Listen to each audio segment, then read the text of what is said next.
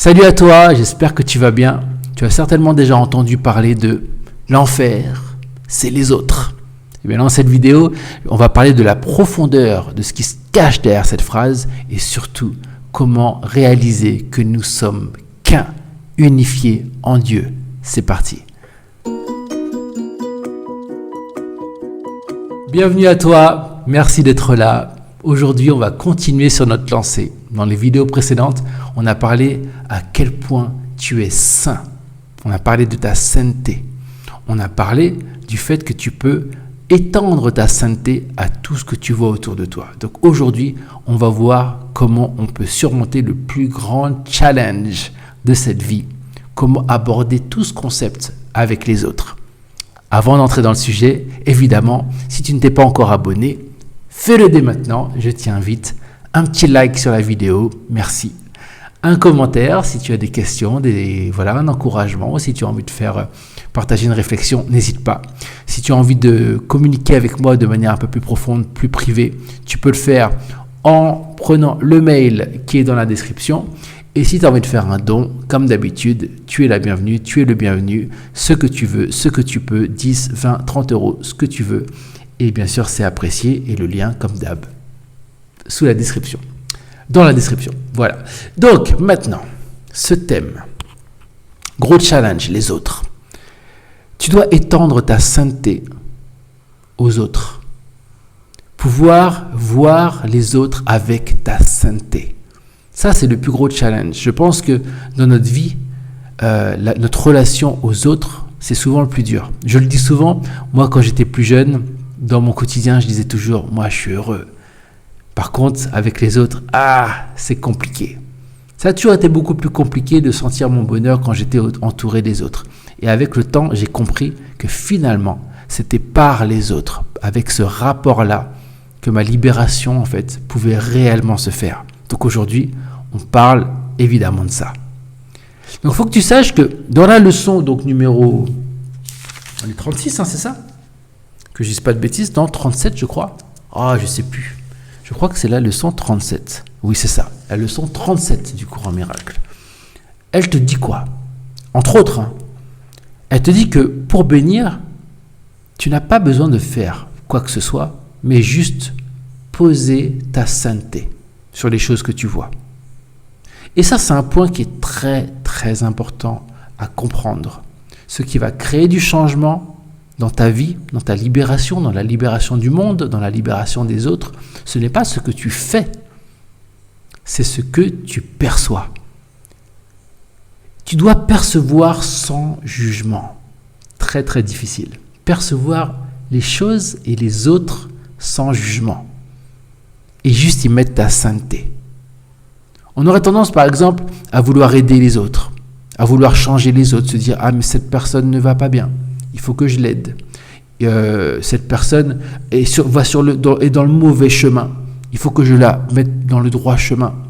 Cette personne devrait s'améliorer parce que là, son comportement, ça ne va pas, il faut le changer, il faut qu'elle change. » Et quand on dit ça, on a vraiment le sentiment que ça part d'une bonne intention. On se dit « je veux son bien ». Mais on veut son bien, quand on réfléchit comme ça, on veut son bien, mais toujours du haut, par le prisme de l'ego. C'est notre ego, en fait, qui voit ces choses-là et qui se dit « ça, c'est imparfait, ça doit être corrigé, ça, c'est pas bien, il faut améliorer, etc., etc. » Et donc, on croit que ça vient d'une bonne intention, et donc on essaye de le faire dans la matière, d'approcher les autres, et de faire en sorte de corriger les choses dans la matière. Or, c'est pas à ce niveau-là que les choses se changent. Les choses changent lorsque votre regard change. Donc c'est apporter ce regard d'amour, ce regard sans aucun jugement, de sainteté, et voir en fait la sainteté, l'amour chez l'autre. Voilà la meilleure manière que vous pouvez aider quelqu'un d'autre. C'est de ne pas la voir comme un corps, comme un personnage imparfait, mais de voir avec les yeux de la sainteté qui reconnaît que la personne qui est en face de vous, au travers ça, il y a la sainteté, il y a l'amour. Et donc, souvent, c'est dur à appliquer. C'est dur à appliquer dans le quotidien. Donc, je le sais ça. Mais c'est un travail qu'on doit faire avec le temps. Et donc, il y a une phrase qui va beaucoup vous aider à comprendre, en tout cas, oui, à comprendre le concept. Après, pour l'appliquer, je sais que c'est pas simple, mais il faut aller dans cette direction. C'est que pour comprendre ça, qu'il ne faut rien faire, la Bible, par exemple, elle nous dit, dans un passage qui est souvent reçu de manière très violente par l'ego, c'est « tu dois tendre l'autre joue ». Et souvent, quand l'ego entend ça, ils disent « comment ça, je dois tendre l'autre joue ?» Je ne suis pas une victime. Je ne suis pas une victime. Je dois me protéger. Je dois montrer que je suis plus fort. Et donc, lorsqu'on est dans l'optique de devoir se protéger, donc c'est ça, hein, on te dit de tendre l'autre joue, c'est en gros, on te dit ne te protège pas. N'essaye pas de te protéger. Vas-y, tends même l'autre joue, c'est pas grave. Et ça, l'ego, il se dit, mais non, ça c'est violent. Ça, c'est le suicide de faire ça. Et quand l'ego pense ça, qu'est-ce qu'il pense ? C'est pas la sainteté qu'il y a dans son esprit à ce moment-là. C'est de la peur. C'est je dois me protéger. Je dois protéger ce que je pense être. Donc à ce moment-là précis, on est en plein mode survie, en plein mode ego. Et je sais que même lorsqu'on essaie de sortir de ça, on se dit oui, mais quand même Patrice. Et en fait, toutes les pensées de doute qui vous viennent à ce moment-là, ce sont des pensées de personnes qui ont peur, de personnes qui anticipent les choses avec leurs yeux. Et on se dit toujours, dans ces situations-là, on se dit, si je tends l'autre joue, je vais perdre. J'ai quelque chose à perdre. Si je tends l'autre joue, l'autre va me prendre. Donc on estime que l'autre, à ce moment-là, encore une fois, une pensée à corriger, on estime que l'autre est un danger, on estime que l'autre peut nous prendre quelque chose. S'il peut nous prendre quelque chose, c'est qu'on ne s'estime pas totalement abondant. On estime qu'on peut être diminué. Encore une fois, une pensée de petitesse. Si tu te sais grand, si tu réalises ce que tu es, tu réalises que tu ne peux pas perdre. Et que les lois, en fait, dans la matière, les lois de l'ego et les lois de l'esprit ne sont pas les mêmes. En effet, si tu te crois, si tu restes vraiment dans le très pragmatique, dans le terre-à-terre, dans la matière, dans le dur, effectivement, on peut te prendre. Parce que ta croyance est à ce niveau-là. Effectivement, tu peux être blessé. Parce que toutes tes croyances sont à ce niveau-là. Effectivement, tu peux faire du mal à l'autre. Parce que tu crois que tu es séparé avec l'autre. Etc., etc. Donc oui, si tu es dans ces croyances et que tu alimentes ça, tu restes dans cette sphère. Et effectivement, tu as raison. Maintenant, si tu changes de prisme et que tu rentres dans la spiritualité, les lois changent. Dans les lois de l'ego, dans les lois de la matière, c'est la loi du talion. C'est œil pour œil, dent pour dent. Si j'ai, l'autre aura moins. Si l'autre a plus, moi j'ai moins. En fait, il y a toujours une différence en fait. Il y a toujours quelqu'un qui gagne, quelqu'un qui perd dans le monde de l'ego, dans la société, dans le monde dans lequel on vit, qu'on peut observer avec les yeux de l'ego, c'est ce qu'on observe. Mais dans les lois spirituelles, c'est pas ça. Mais pour ça, il faut se placer au bon endroit. C'est-à-dire qu'il faut donner dans la spiritualité. Observer avec la spiritualité. C'est-à-dire avec la paix de Dieu. Là où tout est parfait, là où tout est donné, là où tout est ample et grand. Lorsque vous êtes à ce niveau-là spirituel et que vous observez les choses à ce niveau-là, votre esprit va donc projeter à ce niveau-là. Donc vous ouvrez la place au miracle. Vous ouvrez en fait les lois spirituelles, vous leur donnez la possibilité d'opérer. Et elles n'opèrent pas au même endroit. Lorsque tu donnes à l'un, tu donnes à l'autre. Mais si tu crois qu'on peut te prendre, alors tu n'es plus dedans. Donc au moment où tu crois qu'on te prend, il faut que tu reviennes à ta sainteté. Et que tu donnes à l'autre sa sainteté. Quand tu donnes à l'autre ta sainteté, tu te rappelles de la tienne. Si tu te rappelles de ta sainteté, à aucun moment tu as besoin de te protéger. Tu peux facilement tendre l'autre joue. Et là, je sais ce qui se passe parce que c'est une conversation que j'ai souvent. Donc il est fort probable que quand vous entendez ça, vous vous disiez « Mais Patrice, ça marche pas en fait, j'ai déjà essayé. J'ai déjà essayé, mais en fait, trop bon, trop con. » Voilà comment on pense. Mais en fait, si ça marche pas, c'est parce qu'il y a un élément qui manque. C'est que quand tu ne vas pas au bout de la démarche. C'est que tu fais la démarche, donc tu penses que tu es dans une sainteté, Mais tu es en train d'observer l'extérieur et tu te dis, est-ce que ça change? Est-ce que ça va changer? Est-ce que le comportement de l'autre va changer? Est-ce que moi, je vais gagner de ça?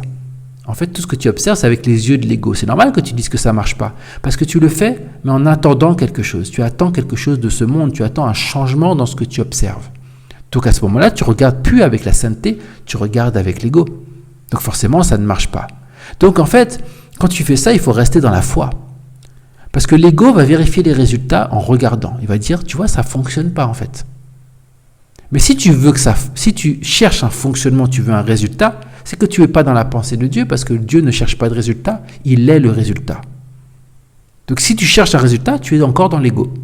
Donc si tu dis ça ne marche pas, c'est que tu es en train d'observer avec l'ego. C'est normal en fait, tu n'es pas sorti du système. Donc il faut que tu reviennes et que tu restes et que tu aies la foi. La foi que ta paix intérieure va rester, va s'étendre, que tu vas rester avec Dieu et qu'éventuellement à l'extérieur change aussi. Et qu'en faisant ça, tu donnes l'opportunité à l'autre aussi d'expérimenter sa propre sainteté. Parce qu'en fait, souvent on se dit, ouais mais Patrice, tu me dis que moi je peux sauver le monde, je peux libérer le monde, que je peux libérer les autres. Mais si les autres ils ne le font pas en fait, si les autres ils ne le font pas, ça ne fonctionne pas. C'est injuste. Ben, tu vois, là aussi, c'est la pensée de l'ego. Il se dit, si les autres ne le font pas, donc c'est une pensée duel. Si les autres ne le font pas, ça veut dire qu'il y a un doute. Si on dit que c'est injuste, c'est qu'on croit en l'injustice. C'est qu'on croit, encore une fois, qu'on peut nous prendre quelque chose. Encore une fois, vous n'êtes pas dans la pensée de sainteté, vous êtes dans une pensée de l'ego.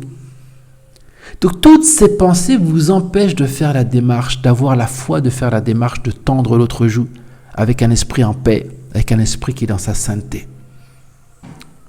Et donc, si vous ne l'observez pas, c'est parce que vous ne le faites pas vraiment. Et très peu de personnes peuvent dire « j'ai essayé vraiment ».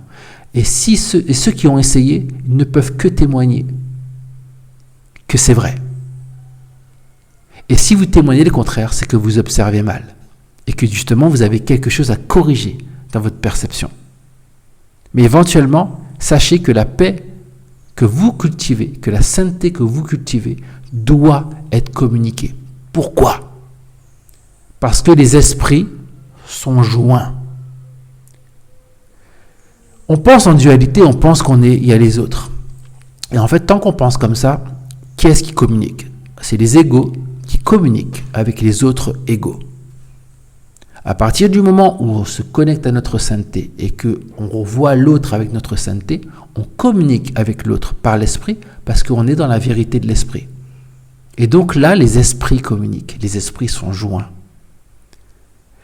Et ça, c'est parce qu'on est dans un discours et qu'il faut parler, il faut échanger. Mais en réalité, si tout ce que tu vois n'est que la projection de ton esprit, absolument tout, que tout ce que tu observes n'est que le résultat de ta propre croyance en la séparation. La question que tu dois te poser, profonde. Donc, qui sont les autres? Qui sont-ils? Sommes-nous réellement séparés? Est-ce qu'on est vraiment plusieurs en fait? Ou est-ce que les autres ne sont que le reflet de notre croyance, que nous sommes séparés dans la croyance en la souffrance, croyance en séparation, croyance au duel, croyance au conflit, croyance en la différence? Peut-être que ce n'est juste que ça. Et donc, lorsqu'on dit que les esprits sont joints, en réalité, c'est que tout, c'est ton esprit. Et ton esprit et mon esprit, c'est la même chose. L'esprit de Dieu, mon esprit et ton esprit, c'est la même chose. L'esprit de Jésus, l'esprit de Dieu, et toi, c'est la même chose. Il faut le réaliser. Et ça, tu peux le réaliser que si tu cherches à regarder les autres, non pas comme étant séparés de toi, mais faisant partie de ta sainteté. Fais fi de ce que tu vois. Enlève le jugement total de ce que tu penses que l'autre est, que l'autre fait, et vois sa perfection. Vois sa sainteté. Vois que vous êtes exactement la même chose et que tu ne peux pas juger l'autre sans te juger toi. Parce que ce que tu conçois pour l'autre, c'est ce que tu conçois pour toi, puisque ça émane de ton esprit. Émane seulement la sainteté. Et seulement la sainteté va se présenter à toi devant tes yeux. Et va libérer les autres. Et va te libérer toi en même temps. Les deux sont indissociables. Ne cherche même pas à vouloir fuir les relations avec les autres. Parce qu'en réalité, tu ne te fuis que toi-même et tu ralentis ton progrès. Mais un jour, j'ai confiance, j'ai foi que tu ouvriras les yeux et que tu iras totalement dans cette direction. Voilà, aujourd'hui, je trouve que cette leçon, elle est super puissante. Si tu la comprends, si tu l'embrasses, waouh, vraiment, ça va t'amener vraiment loin parce que c'est une clé ça, vraiment. Voilà, je vous aime et comme d'habitude, j'espère que vous allez bien, que vous avez tiré énormément de cette vidéo et on se voit très rapidement. Bye bye.